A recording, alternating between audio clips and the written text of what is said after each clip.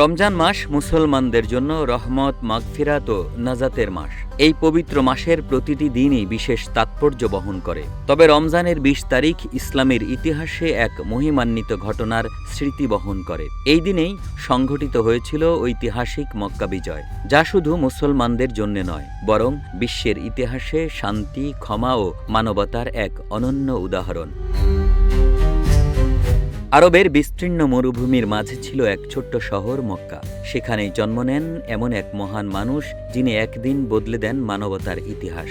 সেই মানবতার দূত হযরত মুহাম্মদ মুস্তাফা সাল্লাল্লাহু আলাইহি ওয়াসাল্লাম। ছোটবেলা থেকেই তার সততা, নম্রতা ও সচ্চরিত্র মুগ্ধ করেছিল মক্কার মানুষকে। কেউ যদি মূল্যবান কিছু নিরাপদে রাখতে চাইত, নির্দ্বিধায় তার কাছেই জমা দিত। তাই সবাই ভালোবেসে তাকে ডাকত আল আমিন বা বিশ্বস্ত মানুষ বলে। ভবিষ্যৎ হোক নিরাপদ, বিনিয়োগ হোক বিশ্বস্ত, আর আমার পছন্দ সল্ট বে। ওয়েলকাম টু সল্ট বে। ৪০ বছর বয়সে তিনি আল্লাহর বার্তা নিয়ে মানুষকে সত্যের পথে আহ্বান জানালেন। তখনই শুরু হলো তার জীবনের সবচেয়ে কঠিন অধ্যায়। এরপর মদিনায় হিজরতের পর ইসলামের আলো দ্রুত ছড়িয়ে পড়তে থাকে চারদিকে। কিন্তু মক্কার কুরাইশরা এই পরিবর্তনে অস্বস্তি বোধ করে এবং মুসলমানদের থামাতে একের পর এক যুদ্ধ শুরু করে। বদর, উহুদ যুদ্ধ ছিল মুসলমানদের জন্য বড় ধরনের পরীক্ষা। অষ্টম হিজরির রমজানে তিনি প্রায় ১০,০০০ সাহাবীকে সাথে নিয়ে মক্কার পথে রওনা হন। এই শক্তিশালী বাহিনী দেখে মক্কার মানুষ বুঝে যায় বড় পরিবর্তন আসছে। অবশেষে ২০ রমজান মহানবী সাল্লাল্লাহু আলাইহি ওয়াসাল্লাম শান্তিপূর্ণভাবে মক্কায় প্রবেশ করেন এবং ইতিহাসের এক অনন্য বিজয় অর্জিত হয়। ২০ রমজানের সেই ঐতিহাসিক দিনে মহানবী সাল্লাল্লাহু আলাইহি ওয়াসাল্লাম মক্কায় প্রবেশ করে কাবা শরীফের দিকে অগ্রসর হলেন। চারদিকে ছড়িয়েছিল অসংখ্য মূর্তি, যা বহু বছর ধরে সেখানে স্থাপন করা হয়েছিল। তিনি একে একে সেই ৩৬০টি মূর্তি অপসারণ করে ঘোষণা করলেন, সত্য একটাই, আল্লাহ এক ও অদ্বিতীয়।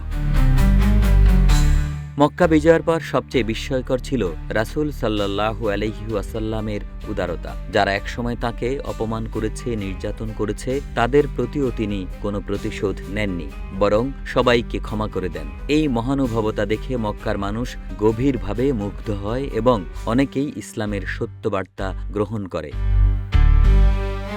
মদিনার মুসলিম বাহিনী যখন মক্কার কাছাকাছি পৌঁছে, তখন মক্কার কাফেরদের নেতা আবু সুফিয়ান তা দেখতে গোপনে সেখানে উপস্থিত হলে মুসলিম বাহিনী কর্তৃক গ্রেফতার হন। প্রিয়নবী সাল্লাল্লাহু আলাইহি ওয়াসাল্লামকে হত্যার ষড়যন্ত্রের অন্যতম ছিল এই আবু সুফিয়ান। মুসলিম বাহিনী আবু সুফিয়ানকে প্রিয়নবীর কাছে হস্তান্তর করেন। প্রিয়নবী সাল্লাল্লাহু আলাইহি ওয়াসাল্লাম আবু সুফিয়ানকে বললেন, হে আবু সুফিয়ান, যাও, আজ তোমাকে কোনো বিষয়ে জিজ্ঞাসাবাদ করা হবে না, আল্লাহ তোমাকে ক্ষমা করে দিন। আবু সুফিয়ান প্রিয়নবী সাল্লাল্লাহু আলাইহি ওয়াসাল্লামের এই আচরণ দেখে মুগ্ধ হলেন এবং সঙ্গে সঙ্গে ইসলাম গ্রহণ করে প্রিয়নবীর কাফেলায় অংশগ্রহণ করলেন।